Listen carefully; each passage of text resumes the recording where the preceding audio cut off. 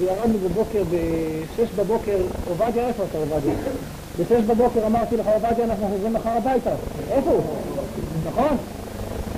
אמרנו, אנחנו חוזרים מחר הביתה, ובאמת חזרנו מחרת הביתה. מחרת, יום שני אחרי הצהריים, ראינו את הבית. ראינו את הבית, הוא קיים, שיש, הוא עם הכל, הוא לא נהרס. ואני מוכרח לציין שקיבלתי גלויה מקצין שנלחם פה, וסיפר לנו שהוא ירה פה בטנקים, והוא השתדל מאוד לא לפגוע בין הבתים, השתדל מאוד שם לא לעשות.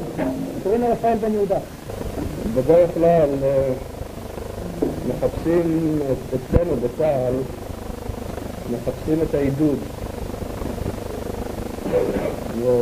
רמת מגשימים זה אחד היישובים שאם רוצים להתמודד צריכים לבוא אליו. אפשר לומר היום שאם יש טעם למלחמה שלנו ברמת הגולן, זה יישובי רמת הגולן. אני רוצה להבטיח בשם צה"ל שהיישובים לא ינטשו עוד. בכל זאת, אין בית, יש בית, יש לנו בית, אולי יעשו לנו את הבתים. טוב, נבנה מחדש, אבל בכל זאת הם נכנסו, הם יושבים בפנים. הם יושבים בפנים, בטח לא נשאר כאן אבן על אבן, פוצצו. היה קרב שירים בשירים בתוך רמת מוקשים. לא היה קרב שירים בשירים. רק נלחמו בפנים, רק לא נלחמו בפנים. הכל היה סימן של הגדול. לא ידענו, הרגשנו שאנחנו חוזרים הביתה. ואנחנו קבענו לחזור הביתה. לי לא הייתה שום כוונה אחרת, אני יודע שאני חוזר הביתה.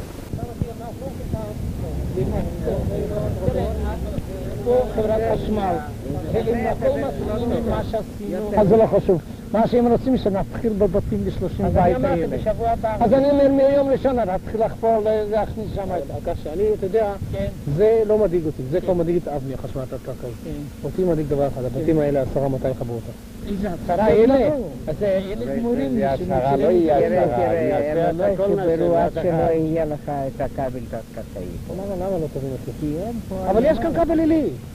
שיחברו לך כבל עילי. יש כבר את העניין הזה. העילי יש בכולם.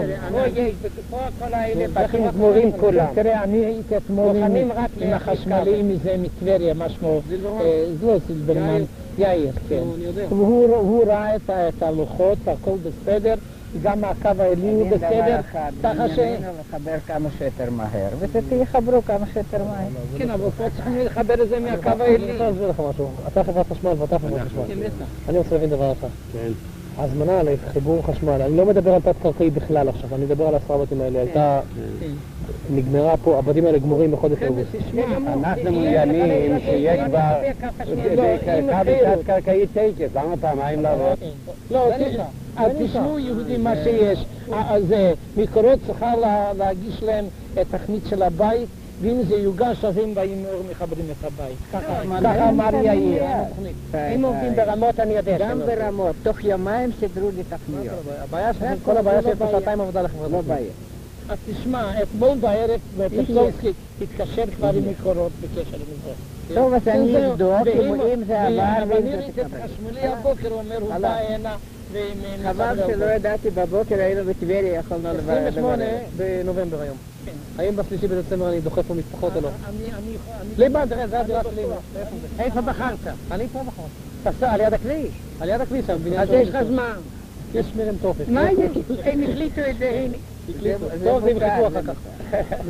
זה לא בעיה. בינתיים אתה לא גר בחוץ.